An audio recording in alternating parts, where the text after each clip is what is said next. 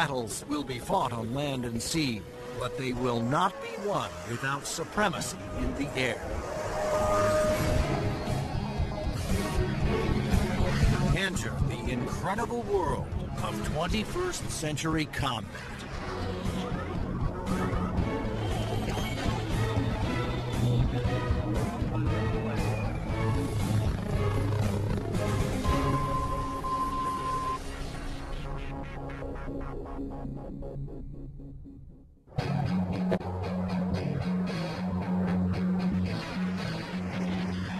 Air power is the dominant strategic force. It's air power that lets you influence events and respond to events quickly. It's air power that lets you fight a war without putting hundreds of thousands of people on the ground. To date, Air Force F-15s have won more than 150 dogfights against enemy fighters without a single loss. And the Navy F-18 Hornet is widely recognized as the world's best carrier-based fighter bomber. But in the future, neither the F-15 nor the F-18 will be able to survive against deadly enemy anti-aircraft missiles. Surface-to-air missiles, or SAMs, are going to represent the biggest threat. Those very formidable systems developed in Russia or China will have to be taken out of action very quickly in any future conflict. The fighter of the future will need to be stealthy to slip past enemy radar. It must be able to take out anti-aircraft installations. And it must out-dogfight any enemy fighters that get in the way.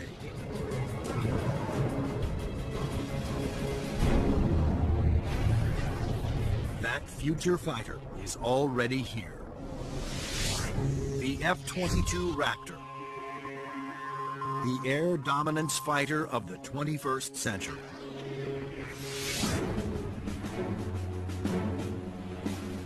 Developed by Lockheed Martin, this advanced tactical fighter has been designed to be the first plane to cross enemy lines, clearing the way for all other forces.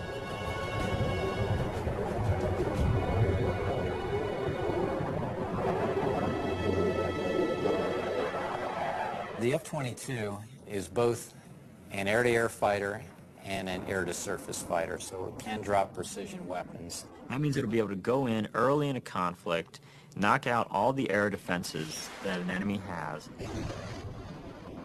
and also take out certain ground targets.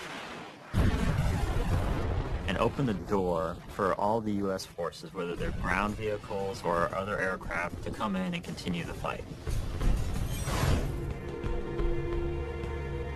The development of the F-22 Raptor first began in 1985, when the Air Force requested proposals for an advanced tactical fighter jet to replace the F-15 air superiority fighter. Military planners feared that the F-15 would not be able to counter new air and ground threats on the horizon. The result was the creation of the F-22. The capability of the aircraft is a quantum leap above what exists right now, and it's going to take air power and revolutionize it into a whole new world.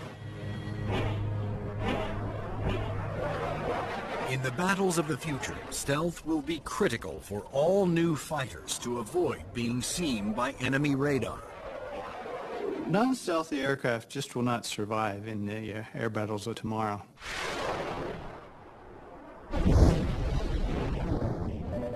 Stealth technology was created to counter advances in radar. Radar works by sending out radio waves and measuring the amount reflected back to determine the distance, speed, and course of an object. But stealth aircraft are designed with surfaces that deflect radio waves away, making them nearly invisible to radar. The world's first stealth production aircraft was the F-117 Nighthawk. The reason that airplane is faceted is a limitation of the computer technology at the time. It's easier to model a finite number of flat surfaces than it is a bunch of curved surfaces. And while the aircraft was a breakthrough at the time, the facets limited the plane aerodynamically. But now, thanks to more powerful computers, engineers can design aircraft that do not have to sacrifice aerodynamics for stealth. The FA-22's aerodynamic slickness allows it to have the lowest drag of almost any aircraft ever produced. The F-22's aerodynamic superiority, combined with its stealth and firepower, make it a far better adversary than any aircraft before it. The F-15, which the F-22 will replace, has been a very successful fighter, but it is not stealthy. The F-117, while stealthy, carries no air-to-air weapons and is not designed for air combat. It relies on stealth and mission planning to protect itself. But the F-22, on the other hand, is not only stealthy, but comes with a full complement of air-to-air and air-to-ground weapons. The primary armament is in weapons bays underneath the airplane, where we carry 6 medium-range radar-guided missiles. By carrying the weapons internally, it preserves the stealthy shape of the plane. For closer infighting, the F-22 has short-range missiles and guns. Behind these two doors right here is the side weapons bay. This is where we carry heat-seeking missiles.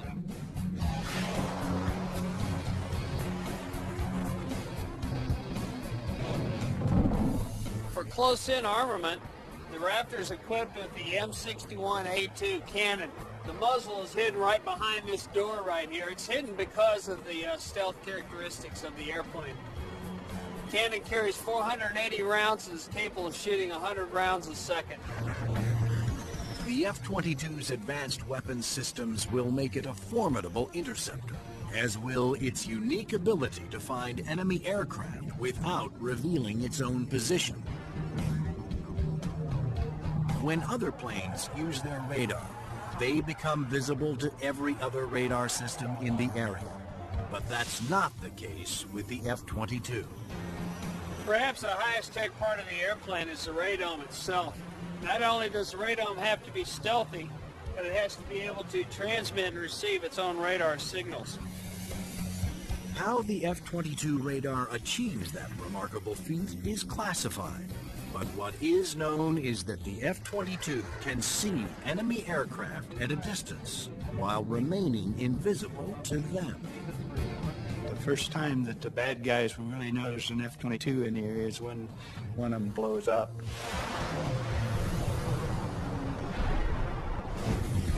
Along with its advanced radar system, the F-22 is the first fighter to have supercruise, the ability to travel faster than the speed of sound without using its afterburners. A jet's afterburners boost speed by pouring fuel directly into the hot blast of the engines, adding fiery extra thrust. But afterburners are also wasteful, consuming enormous amounts of fuel, dramatically affecting the range and duration of a plane's mission. But the F-22 doesn't have that problem. Without using afterburners, it can supercruise at an incredible 1.5 times the speed of sound, over 1,000 miles per hour.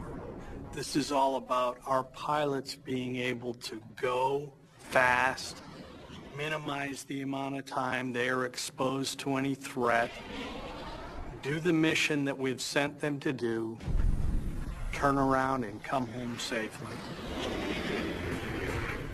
The F-22 is presently the only fighter in the world with supercruise, but it wouldn't be possible without a very unique set of engines. The goals for Pratt & Whitney were to provide a transformational engine that the Air Force needed, one that was stealthy, maintainable, and fast. The F-119 PW-100 was developed by Pratt & Whitney after years of research. It sets the new standard for jet engines. Along with its incredible supersonic ability, the F-119 incorporates thrust vectoring. Here we are at the rear end of an F-A-22 Raptor. First thing you'll notice are the nozzles for the F-119 engines. In flight, during a maneuvering dogfight, they actually move up and down and vector the thrust of the engine to provide maneuverability.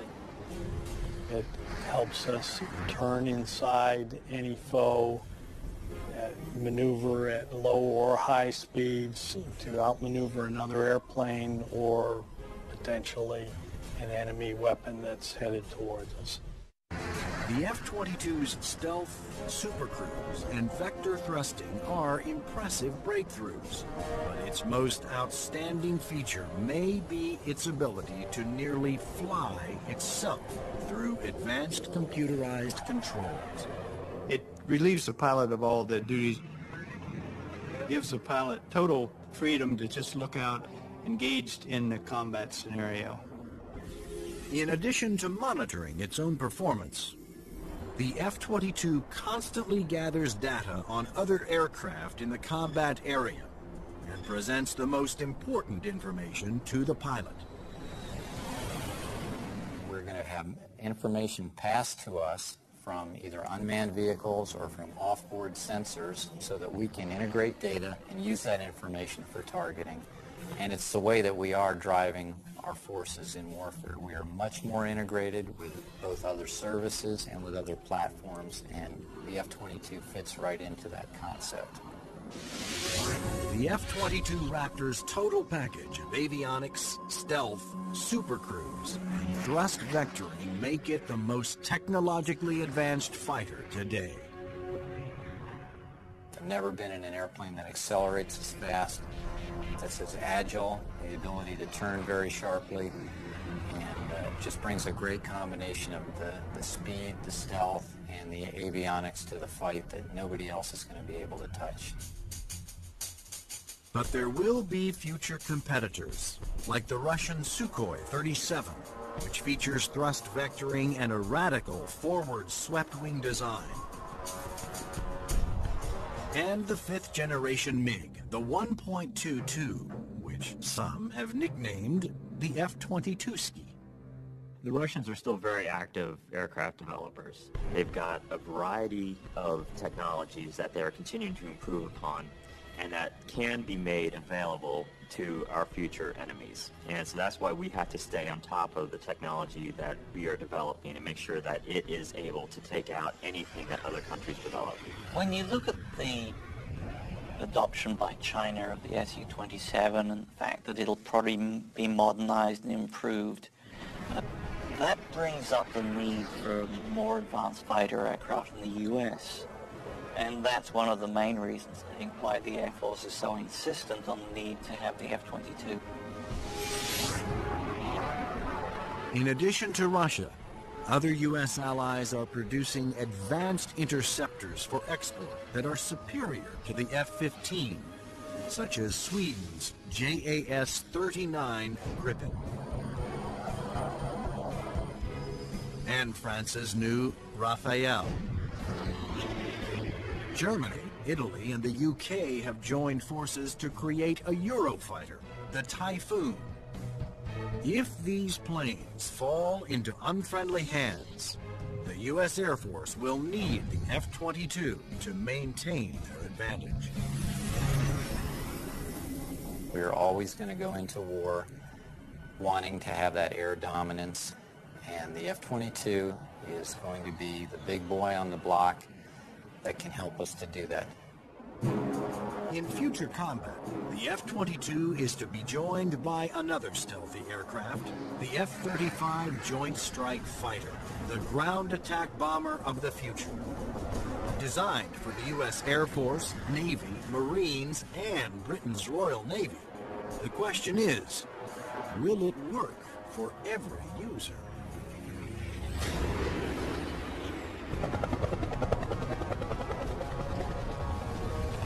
The rules of war have changed, brute force has given way to high tech, and conventional weapons of the past will no longer be effective. In future battles, the F-22 will be the first fighter to cross enemy lines, surgically removing air and ground targets. Next in, the F-35 Joint Strike Fighter, the attack bomber of the future. It will assume the air-to-ground attack role for the U.S. military. The F-35 can carry heavy weapons externally for maximum effect. But when a smaller payload is carried internally, it is nearly as stealthy as the vaunted F-117 Nighthawk. It has a significant amount of stealth capability to allow it to be used early on in a campaign, and it has a significant amount of weapons carrying and payload capability to be used at the later stages of the campaign. The threat to the airplanes may not be as significant and require less stealth. The development of the F-35 was driven by the Armed Forces' desire to save costs by creating a ground attack bomber that would meet the needs of the Air Force, Navy, Marines, and Britain's Royal Navy. Airplanes are becoming very expensive these days, and we had to do something to get the cost of these airplanes back down to a reasonable level. The F-35 is expected to cost about $40 million, one-third the cost of an F-22 Raptor. But could one basic airframe be designed to satisfy so many different military demands? Each armed service wanted a stealthy ground attack bomber, but the Marines also needed a plane with short takeoff and vertical landing capability. The U.S. Navy required a craft with larger wings, heavy-duty landing gear, and an arresting hook for carrier landings. And the wings would have to fold up to save deck space. The size and scope of the JSF program is pretty significant. The airplane is being designed to replace the F-16 and the A-10 for the Air Force, the AV-8B for the Marine Corps, and the FA-18 for the Navy. Unlike the twin-engine F-22 Raptor, the F-35 Joint Strike Fighter was designed around a single engine to keep down not only costs, but weight. A lighter plane can carry more weapons. For the Joint Strike Fighter, one of the keys of its mission is the ability to handle a large amount of ordnance and bring it to an enemy site. That all works better with a single engine.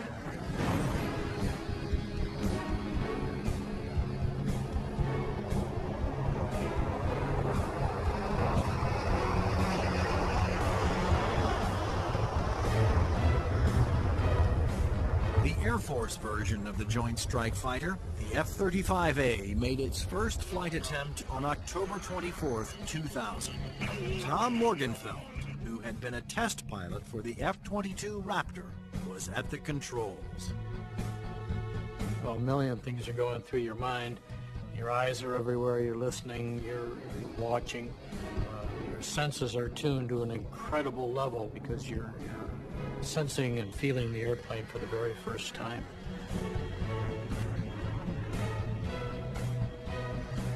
It flies wonderfully. It's definitely a pilot's airplane. The Air Force testing went smoothly.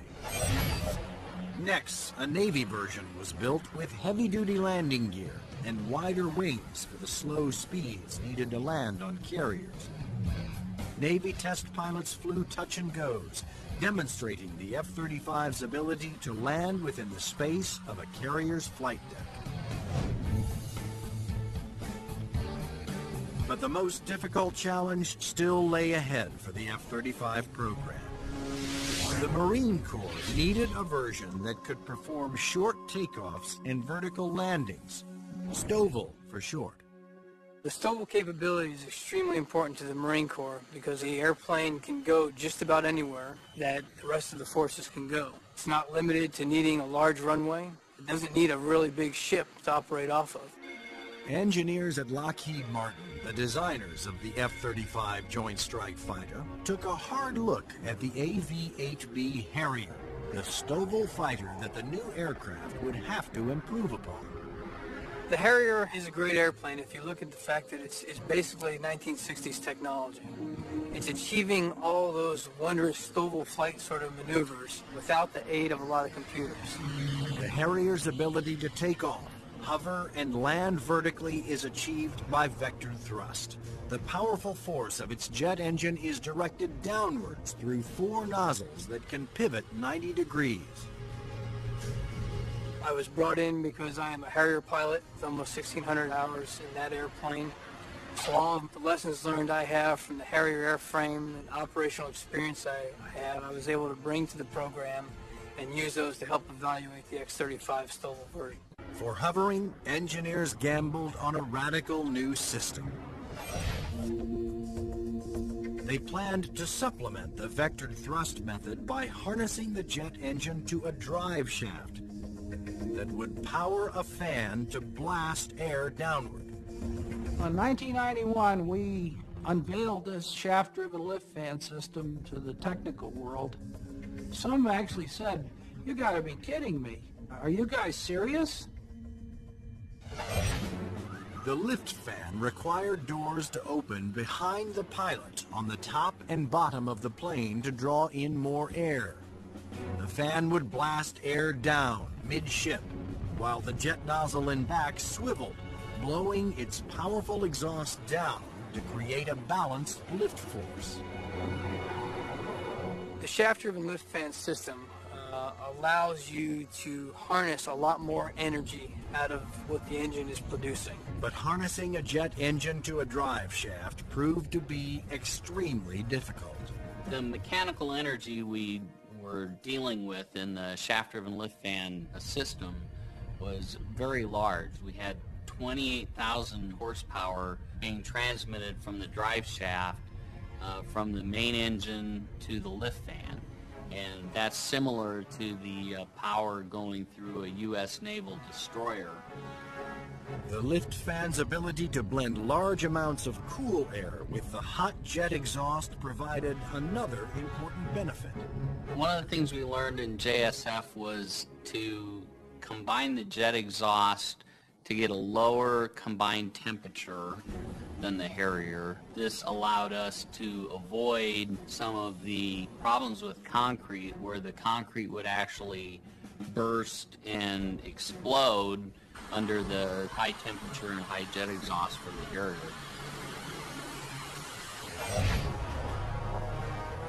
At the Lockheed Martin test facility in Palmdale, California, the revolutionary lift fan system was put to the ultimate test, in the air. If the lift fan failed during hover, the plane would crash.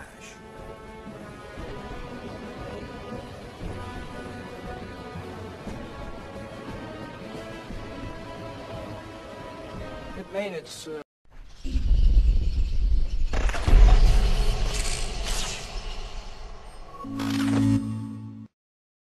first flight in 2001, and it was a complete success. And at that time, I didn't hear any more from the people who had been saying for years, this thing will never work. It worked. Now, all 3 versions of the F-35 for the Air Force, Navy, and Marines are being developed and further tested for mass production. The United States, Britain, and their allies are expected to order more than 4,000 Joint Strike Fighters, which will replace most American-built fighter bombers in use today. The handling qualities and performance are stunning. It really is a pilot's airplane. It sort of makes you feel like a little boy. You want to take it home and tuck it under the pillow with you at night. It's just a pilot's airplane. In future air conflicts, the F-22s will be used to establish air dominance. Then waves of stealthy F-35 Joint Strike Fighters will use their superior weapons-carrying abilities to attack other major ground targets. The Joint Strike Fighter is going to be the backbone airplane for hauling freight. It is going to be the muscle part of sustained forces. Commanders can also alter an F-35's mission in the air as situations change during the battle. There are a variety of ways for the F-35 to bring in information from external platforms, other airplanes flying on the battlefield, satellite-based assets, ground-based assets. All that information can be presented to the pilot in the cockpit and allow him to be more of a tactician and manage the tactics of the game that day instead of worrying about the nuances of flying the airplane. The pilot's job will be to supervise the process of identifying the target and then to give consent for weapons release.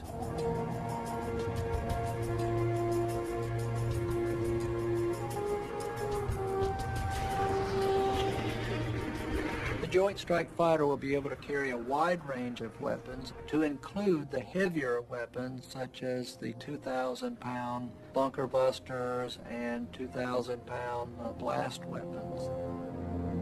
The Joint Strike Fighter's 1-ton bunker busters and blast bombs will be guided to their targets with pinpoint precision by JDAM tail kits. The Joint Direct Attack Munition, or JDAM, is a kit that can be put on any bomb to give it the brains to know where to go, and the movable tail fins to guide it there. JDAM is a guidance kit that came after Desert Storm. This little round piece on the side there is an inertial navigation clock.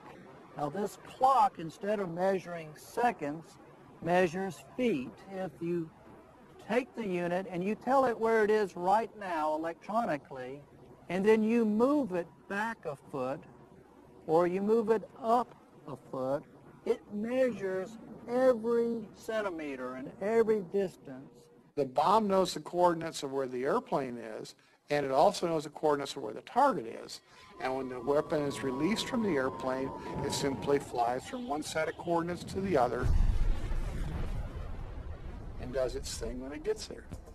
Because a JDAM is directed by GPS, or Global Positioning Satellites, it can hit targets regardless of visibility. The way we use it is by employing it against targets that we cannot normally see visually, whether it is due to weather, smoke, haze, or just some sort of other thing that's obscuring the target.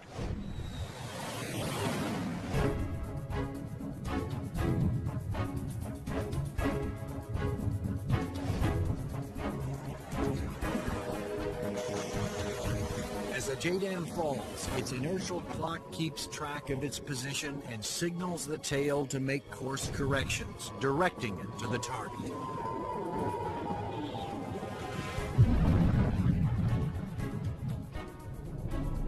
The accuracy of new weapons like JDAMs will reduce collateral damage.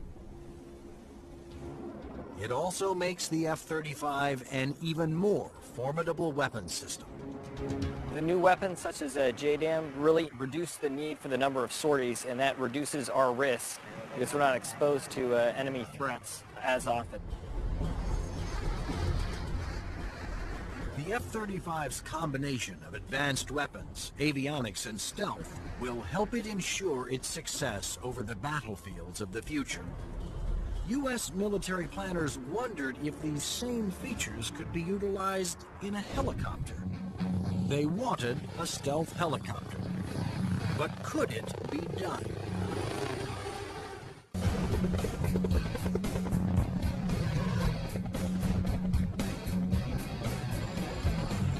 Over the last 50 years, helicopters have evolved from slow-moving multi-purpose support vehicles to fast-moving frontline attack ships.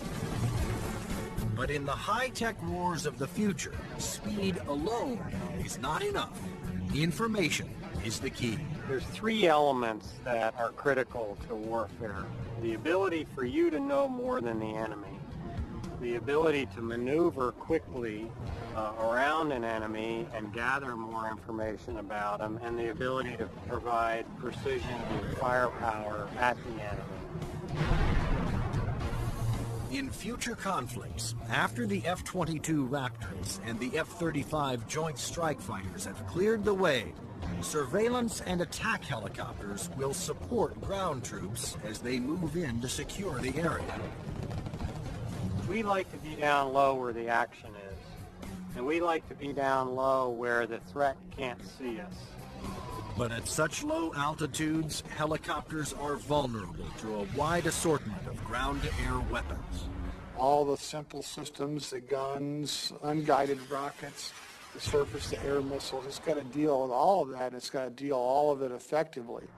The Pentagon has responded with a two-pronged strategy to counter this threat.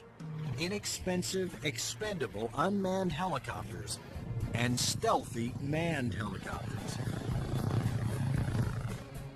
Unmanned helicopters will be primarily used for surveillance and for gathering targeting information. Fire Scout, designed by Northrop Grumman, was specifically developed to take off and land on Navy ships. However, the key to creating a successful manned helicopter for future combat is to make it stealthy like the F-22.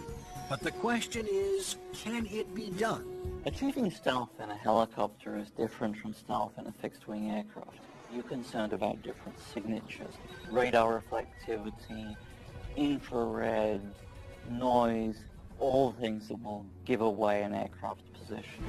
Those signatures, like heat, smoke, and sound, put helicopters and their pilots at serious risk over the battlefield. All the small shoulder-fired missiles, which are very effective against helicopters, are heat-seeking infrared systems. The challenge for engineers was to create a quiet helicopter with very few signatures and a small radar cross-section. And that's exactly what Sikorsky has done with the new RAH-66 Comanche. In the Comanche, with all the stealth capabilities, we can defeat the radar threat. We can defeat the guy with the shoulder-launched heat-seeking missile. And from the guy popping up in the tree, our agility defeats him. Our small size, our quiet acoustic signature defeats him. Often the first thing you hear from a helicopter is the sound of the wake from the main rotor hitting the wake from the tail rotor.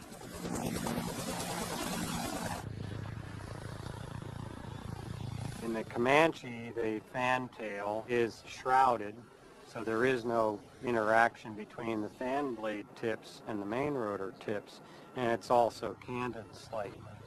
And those all contribute to reducing the acoustic signature. Engineers also experimented with the main rotor to find a quieter design. If you look at a Comanche, it's got a 5-blade rotor, and what that does is it cuts down the normal chop, chop, chop sound from a helicopter into a more discreet whir that kind of blends into the background. Reducing the heat signature of a helicopter is also essential to making it more survivable. When you look at a Comanche, the first thing you ask yourself is, where's the exhaust? Where does all this hot air get out of the engine? The Comanche's exhaust actually escapes through the tail boom, where it is instantly dispersed by cool air from the rotor. That missile has to have something to home in on, and that's a heat signature. Comanche defeats that by the engine exhaust being mixed with ambient air and cooling it so that there's no longer a heat plume for that missile to home in on. To defeat radar, the Comanche utilized the stealth secrets first developed for the F-117 Nighthawk. There are no radar-reflecting right angles on its outer fuselage, and all weapons are carried internally to help keep its stealthy shape.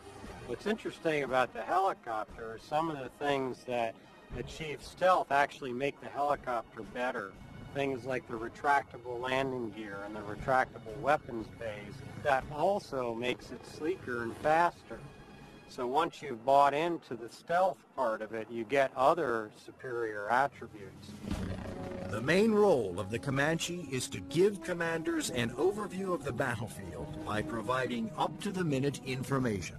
Comanche is going to be basically their flying cavalryman. It's going to dart in and out, slash and cut, be a reconnaissance vehicle. As Comanche's two pilots gather data, their computer shares that data with other Allied forces. When the Comanche finds the enemy, he's going to kind of direct like a quarterback to apply the firepower to defeat that enemy.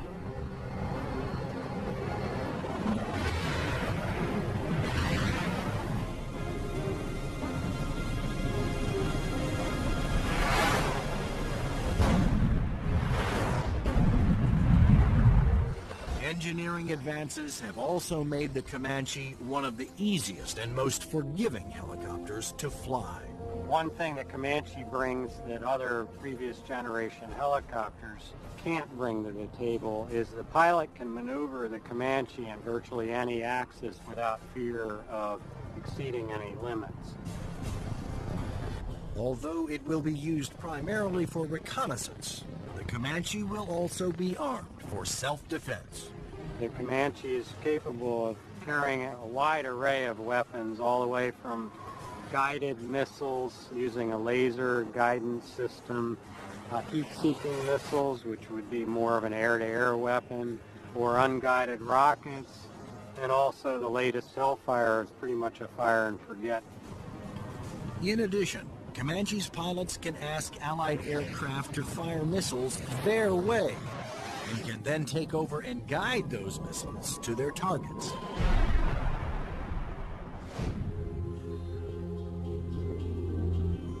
If the Comanche is hit, its computer system can often fix itself by reassigning vital functions to undamaged computer cards.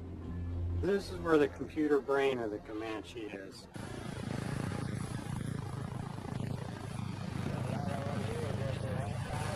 In support of its reconnaissance mission, Comanche can control as many as 5 unmanned aircraft. When the Comanche may be employed, it may have little vehicles that it launches out, so it has its own little eyes over the hill so it can see what's going on without putting itself at risk. In addition to launching its own unmanned air vehicles, Comanches may be aided on the battlefield by swarms of LOCAS, small intelligent missiles with their own computer brains. It's about 31 inches long, weighs a little over 100 pounds, carries a single warhead, has a laser radar. In other words, it has a scanning laser beam that generates pictures. The LOCAS also communicate with each other and cooperate in searches and attacks. You could have a swarm of locases, each of which has its own eyes, each of which is thinking, but each of which is communicating with each other. Send that imagery back to the operators who could either use these as surveillance probes or, in fact, as weapons themselves. Weapons like LOCAS reflect the trends toward electronically linking all Allied forces and weapons so that information can be shared and used by all. By networking aircraft over the battlefield with surveillance platforms and other weapons systems, commanders can quickly change missions to take advantage of up-to-the-minute information. The key to the air battle of the future is not necessarily stealth, speed, or firepower. It's going to be information. Unmanned air vehicles, or UAVs, will provide a large part of that information while flying long-duration surveillance missions. So, will the Air Force of the future have no pilots? Since the very first use of airplanes in war, military planners have looked for ways to make aircraft more effective and more lethal. Once so secret their very existence was denied by the government, unmanned air combat vehicles, or UCAVs, are now poised to take the preeminent role in 21st century air combat.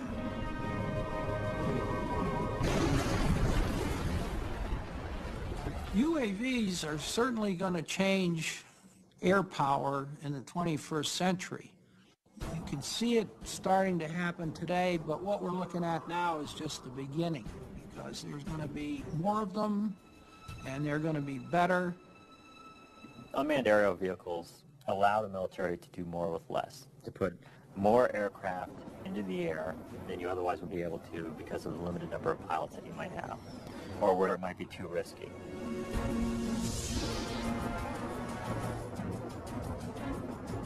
In the future, aircraft that have no pilots on board will carry out the most dangerous combat missions. Today, unmanned air vehicles, or UAVs, are already taking over the role of long-duration surveillance. UAVs don't have mothers. You lose a UAV in combat and nobody bats an eyelid.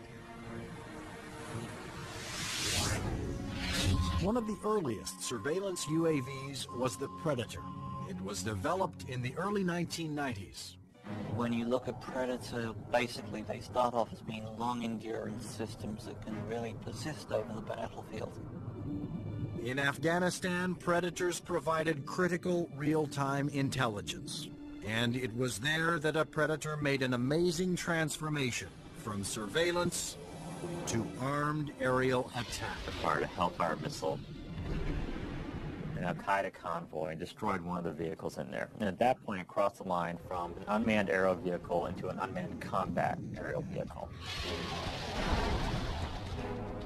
Today, the new Predator B can carry up to 10 Hellfire missiles. Of course, its primary mission is still what the military refers to as ISR, or Information, Surveillance, and Reconnaissance. It's basically a poor man's satellite. I mean, you can bring it in and let it dwell in an area.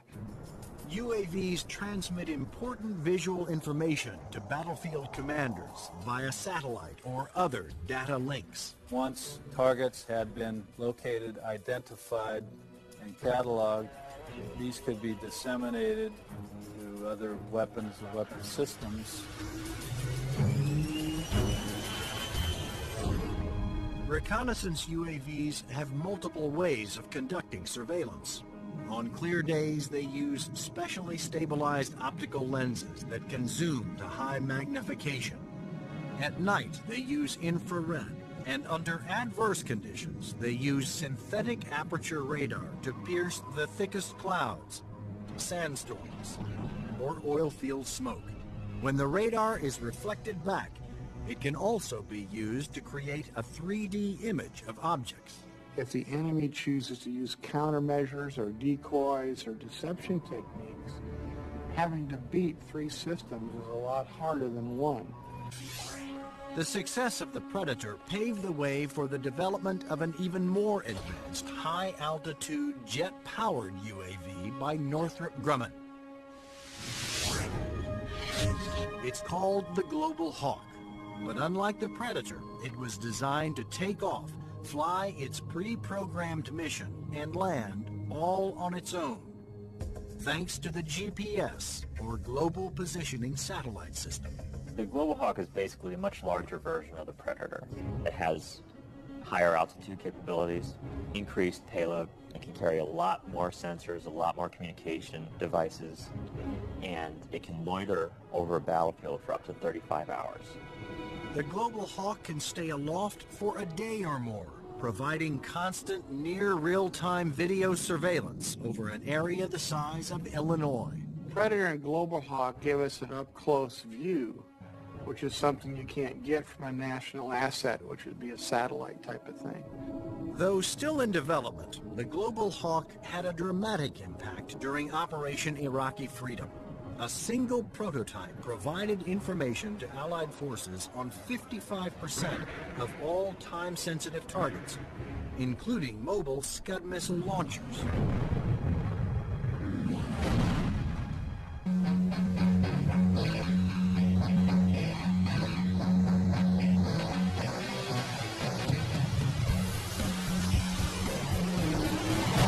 Like the Air Force, the Navy wanted its own autonomous UAVs. However, designing one to take off and land on an aircraft carrier was a tremendous challenge. But the engineers at Northrop Grumman were up for it. In the summer of 2000, they began working on the X-47 Pegasus. The hardest part of the Pegasus program was definitely the flight controls. Getting on and off an aircraft carrier, of course, is one of the toughest design problems for an aircraft. And doing this with a tailless vehicle like Pegasus certainly was the toughest problem we had. That problem was solved by using 6 innovative surfaces to make the plane climb, descend, and turn. This surface just rotates up. The elevon, of course, both up and down, and then there's another inlay on the lower surface as well. The first flight of Pegasus, the demonstration was very, very successful. It lasted approximately 12 minutes. There was no human in the loop. But could Pegasus, without any human assistance, land within the tiny space between the arresting cables of an aircraft carrier? The engineers came up with an ingenious way to find out. We actually glued a small paintball down onto the bottom of the hook so we could get a clear touchdown point. That was quite an achievement that we're very proud of.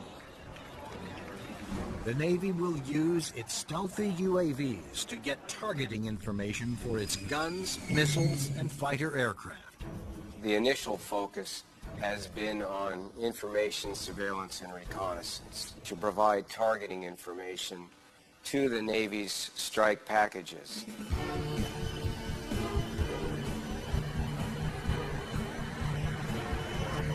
But many future UAVs, such as Boeing's X-45 unmanned bomber, will be heavily armed. Although flying pre-programmed missions, armed UAVs will still need human permission to fire. It has to know where friendly forces are on the ground, where civilians might be, where collateral damage, i.e. hitting a church or a mosque, might be an issue. So there is an element that we always retain where the human in the loop is important. You can have a weapon that's doing its own surveillance and has its own ability to engage a target. And that gives you a level of dominance that we're just emerging on right now. In the not-so-distant future, there will be even more radical aircraft and airborne weapons systems. Everything from electromagnetic pulse weapons to powerful airborne lasers to hypersonic aircraft that can fly to anywhere in the world in 2 hours or less. But how soon will these high-tech secrets become a reality?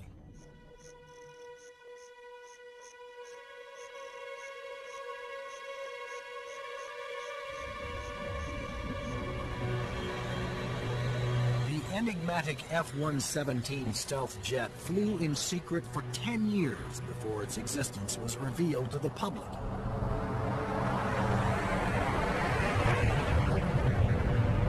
Some of the unclassified projects that are acknowledged by the Pentagon seem more like science fiction than reality.